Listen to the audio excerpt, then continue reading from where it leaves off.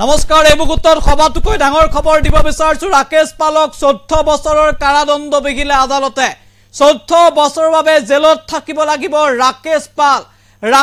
পালক 29 গৰাকী এডিঅ'ক ইতিমধ্যে আদালতৰ ফালৰ পৰা দোষী সাব্যস্ত কৰি তেওঁলোকক 4 বছৰৰ কাৰাদণ্ড বিহা হৈছে সামেদুৰ ৰহমান বসন্ত দলে 7 বছৰৰ কাৰাদণ্ড বিহা হৈছে আৰু ৰাকেশ পাল এপিএসসি কেলেংকাৰী খলনায়ক ৰাকেশ পালৰ নেতৃত্বতে কৃষি উন্নয়ন বিষয়া এডিঅ নিযুক্তিত কেলেংকাৰী হৈছিল 2017 চনত গোচৰ ৰুজু হৈছিল ভঙাগড়ত আৰু তাৰ পিছত দীৰ্ঘদিন ধৰি গোচৰ চলিছিল আইনী প্ৰক্ৰিয়া আৰম্ভ হৈছিল অৱশেষত 14 বছৰৰ কাৰাদণ্ড বিহা হৈছে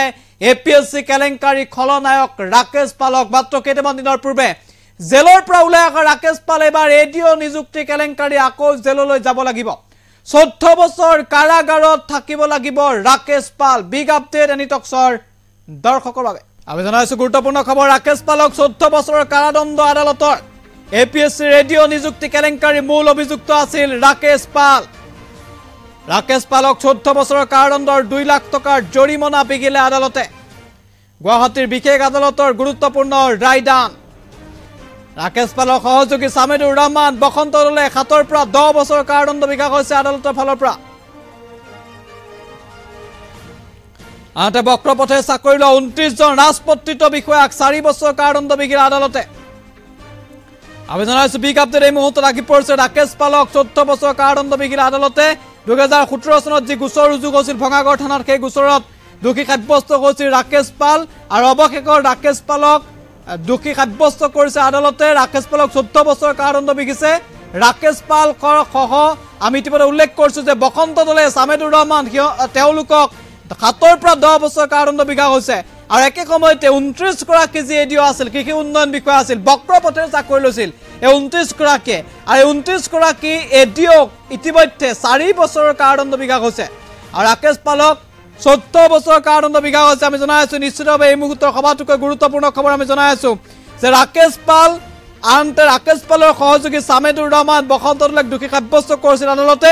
ৰাকেশ পালক 14 বছৰ সামেদুৰ ৰহমান বসন্ত দলে 7 পৰা 10 বছৰ আনহাতে বক্ৰপথে চাকৰি লোৱা 29 গৰাকী এডিঅ 4 বছৰ কাৰাদণ্ড বিহিছে গুৱাহাটীৰ বিশেষ আদালতে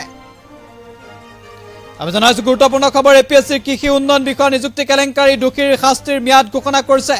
ৰাকেশ পালক 14 বছৰ কাৰাদণ্ড বিহা হৈছে 2 লাখ টকাৰ জৰিমনা সামেদুৰ ৰহমান বসন্ত দলক 10 বছৰ কাৰাদণ্ড 50,000 টকা জৰিমনা সামেদুৰ ৰহমান আৰু বসন্ত দলক শাস্তি ঘোষণা কৰিছে আমি উল্লেখ কৰিছো যে এপিএসসিৰ সদস্য আছিল সামেদুৰ আৰু বসন্ত আনহাতে 29 অভিযুক্তক 4 বছৰৰ কাৰাদণ্ড বিহিছে বিশেষ ন্যায়াধীশৰ আদালতে তাৰ ভিতৰত আছে সংগমিত্ৰ শ্যাম কবিন কিল্লিপ সত্যনাথ ডেকা স্বাগিত আজিত হক বিশ্বজিৎ দলে ৰৌচন ৰৈপ দীপাংকৰ বাৰিক বিদ্যুৎ কুমাৰ দাস ঋতুৰাজ সোণোৱাল অল্পনা দেউৰী প্ৰিয়ংকা বৰা বৰ্ণালী মেধি সুইটি বৰা হাজৰিকা মফিদা বেগম প্ৰীতি দাস কেশৱানন্দ বৰা অঞ্জন লয়িং জয়ন্তজিৎ দাস কল্যাণ শৰ্মা প্ৰণৱ ভৰালী বিপুল কুমাৰ ডেকা কমল কৃষ্ণ দাস এই সকল এডিঅ আৰু এওঁলোকক ইতিমধ্যে দোষী সাব্যস্ত কৰা হৈছে তাৰ ভিতৰত জ্যোতিৰেখা দাস আছে অলোক কুমাৰ মালি আছে ফণীন্দ্ৰ শইকীয়া প্ৰাঞ্জল বৰ্মন জয়ন্ত চাবুকথৰ বৈশিষ্ট্য হক মাউচা ৰুখেশ্বৰ টিমুঙকো 4 বছৰৰ কাৰাদণ্ড বিহা হৈছে আৰু এওঁলোকক 10,000 টকাৰ কাৰাদণ্ড বিহিছে আদালতে বক্ৰপথে সকলে চাকৰি লৈছিল তেওঁলোকৰ তালিকা আমি ঘোষণা কৰিছো আৰু এপিএসসি কৃষি উন্নয়ন বিষয়া নিযুক্তি কেলেংকাৰীত আৰু 159/17/2017 চনত এই গোচৰ ৰুজু হৈছিল দোষী সাব্যস্ত হৈছিল ৰাকেশ পাল 32 জন আৰু এপিএসসি কৃষি উন্নয়ন বিষয়া নিযুক্তি কেলেংকাৰী গোচৰৰ 22 জুলাই চূড়ান্ত ৰায়দান দিছিল আদালতে আৰু শাস্তিৰ ম্যাদ সংৰক্ষিত ৰাখিছিল আৰু আজি অৱশেষত ঘোষণা কৰিলে শাস্তিৰ ম্যাদ